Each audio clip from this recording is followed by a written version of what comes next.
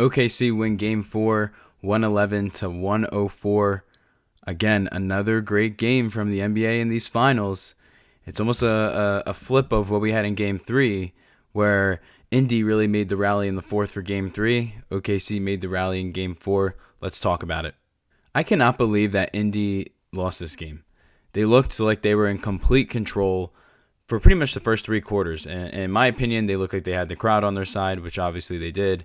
And again, they were just hitting the bigger shots in the bigger moments. Anytime I felt like OKC was trying to make a comeback, you would just get one of those weird threes that they just cash. And the X factor for me last night for Indy was Toppin. He was hitting a couple threes, a couple big threes as well. 17 off the bench from him. Again, he's really blossoming into a very key player for this Indiana team. Definitely didn't expect that with him when he's with the Knicks. But regardless, I thought he did pretty well. I liked what Haliburton did last night. But the rest of the team, it's not that they necessarily played bad, but they were really missing some key scoring, especially down the stretch, which we'll get into, especially in those last couple minutes of the fourth. But for me, it was Nesmith and Mathurin. They both only had 8 points. Both only had 8 points combined for 16. Again, in game 3, you were getting 27 points alone from Mathurin. That can absolutely just change a game when you're getting that many points off the bench. And again, it's just another guy that you got to guard for Indy, and we just didn't see that last night. And I think Mathurin had some dumb fouls down the stretch. He even missed some key free throws. Really wasn't his greatest game.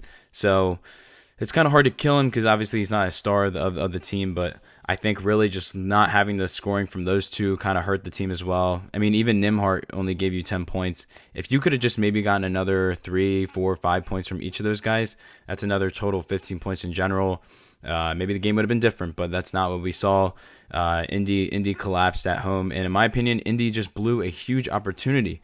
Again, if you go up 3-1 in the finals, it's pretty much wraps. It's wraps, and Indy, like I've talked about this in my videos, where especially in that Knicks series, Game 3, you could have gone up 3-0 versus the Knicks. They didn't do that. Game 5, they could have closed out the Knicks. They didn't do that. They like to extend these series for some reason. Obviously, this stuff is hard. It's not just easy to just close out a team. But still, Indy really at times kind of lacks that killer instinct in some of these games. They really like to kind of, again, just drag the series on a little bit more.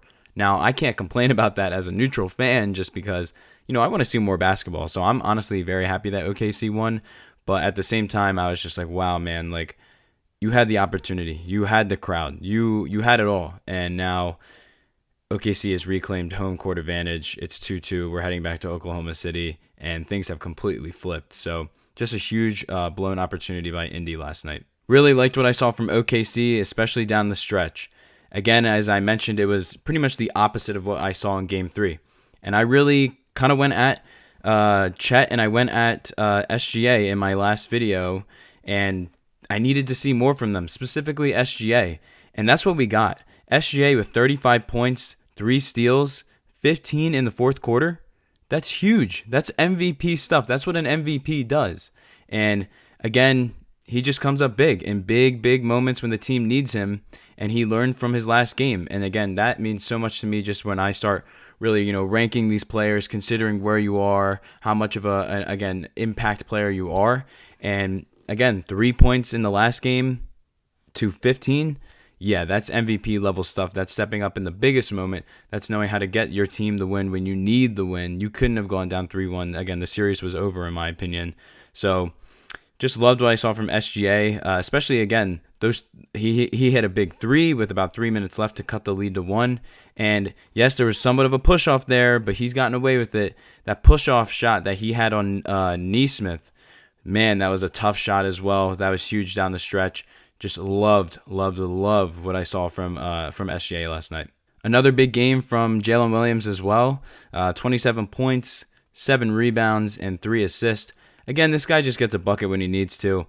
I don't think I realized until really the playoffs, because I honestly didn't watch a ton of OKC during the regular season, which is on me. But man, how physical this guy is. If he wants to get a bucket in the paint, not many guys are getting in his way, and I just love watching his game. Again, even seeing some of his press conferences as well, he's very well spoken. The kid seems to have a really good, head on his shoulders. Just seems very overall locked in. Seems locked in. Seems very focused, and I like that a lot. So really love his game. Liked what I was seeing, and again, just want to give him some credit as well. Chet, in my opinion, also had a pretty decent game, not necessarily scoring. I think he only had 16 points, which is fine. Not a bad game, but 15 rebounds was huge for him. You really like to see that just because, again, someone's going to have to get big down there, and Hartenstein at times has struggled through the series. So, again, Chet, I thought he definitely responded, not necessarily, again, scoring-wise, but just being a key player down the stretch when you need that. That's big stuff, in my opinion. And then, of course, Alex Caruso. Man, this guy is a dog. 20 points off the bench. Again, bringing his intensity as he always does, both offensively and defensively. And he shot 7 for 9 as well. I mean, again, this is just efficient stuff. This is the vet that OKC needs in these moments like this, a guy that's already won an NBA championship. And I just love seeing Caruso in these big moments. I think it's honestly a crime that we had to watch him on the Bulls for a couple years, because why was this guy not playing playoff basketball? Why was this guy being held hostage by that poverty organization in Chicago? He should have been playing playoff basketball the last couple years. So I still, to this day, can't believe the Lakers got rid of him. But hey, he's in a bigger situation now, bigger moment. He might get his second ring depending on how this finals goes. But man, he was fantastic last night. Really wanted to give him his props, which I've been doing. But man, he's just such a dog. Love his hustle. Love it at all. I just love Caruso's game. Any team would want a guy like Caruso on their team. Two stats that were really interesting to me as well down the road is, man, OKC only won this game with 3 threes. That's crazy. And I know they're not a three-point shooting team. That's really not what their expertise is. But just to see that they're doing this in the modern-day NBA and you're winning a finals game off 3 threes, that's just incredible. Maybe some more vintage basketball. I mean, they still shot the 3, but just the fact that you only made 3 of them, it's just crazy to me. So that was wild. And then, of course, their defense. That was insane. They stepped up down the stretch. Again, I needed to see that from OKC. Did they have the balls to, win an NBA title? Did they have the ability to dig deep? That's something I've questioned out of this team a lot at times. And it's not saying that they aren't a good team. They are a good team. But there's just been these moments, again, where they play with their food. I've talked about this, similar to Indiana.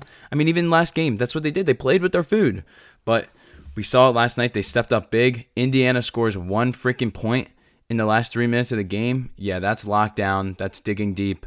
That's knowing the moment, and just overall being more hungry than Indiana. And now the series is tied 2-2. We're going to go back to OKC for Game 5, and this series might have just completely flipped. I don't know. It's such an unpredictable series at this point, but man, oh man, it just was a huge effort from the entire team down the stretch for OKC. Going into Game 5, I'm curious to see what happens.